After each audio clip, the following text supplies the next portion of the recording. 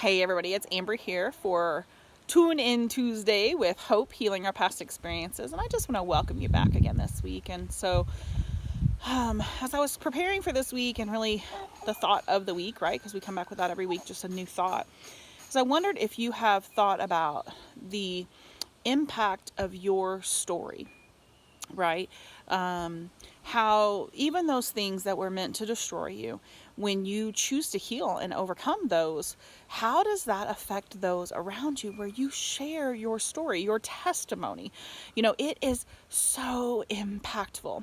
You think about what encouraged you to heal, what brought you to a place to even know that you needed to heal, and what inspired you to do that, right? And so I know that I had gotten to a desperate place, that just not dealing with my sexual abuse anymore was not an option for me. I was 32 years old, had 7 kids at the time.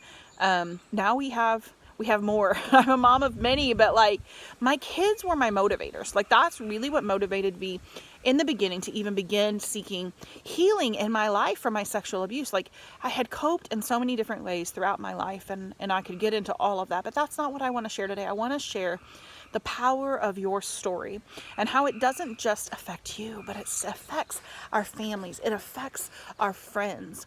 And when you choose to no longer stay silent, right, and keep those secrets secret anymore, because they're not ours.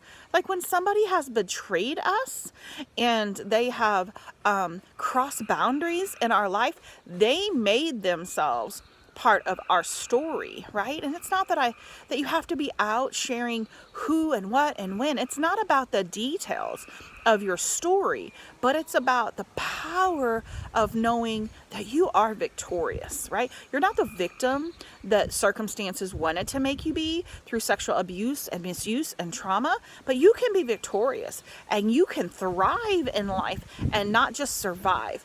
Too many of us were settling at surviving in life. And let me tell you, when we're miserable, and we are, when we're just surviving, those around us are miserable as well. Our kids, our husbands, right? And those people who are suffering at the wayside, they have no control over our healing.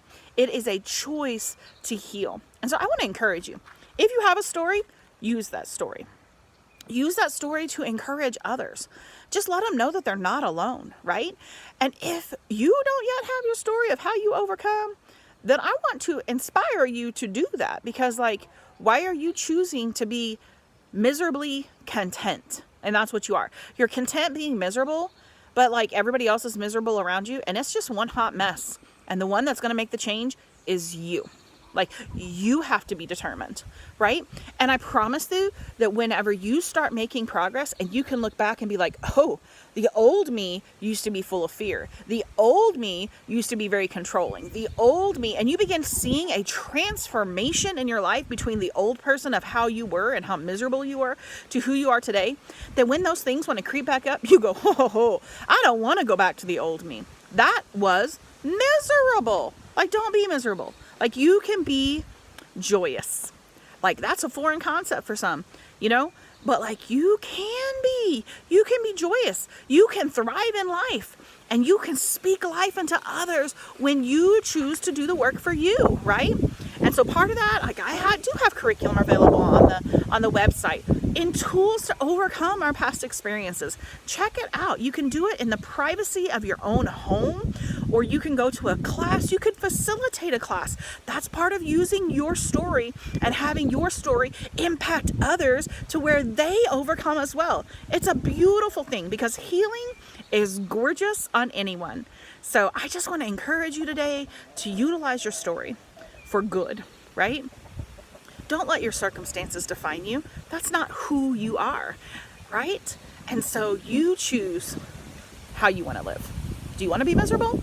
Or do you want to be joyous? Do you want to survive? Or do you want to thrive? See y'all next week.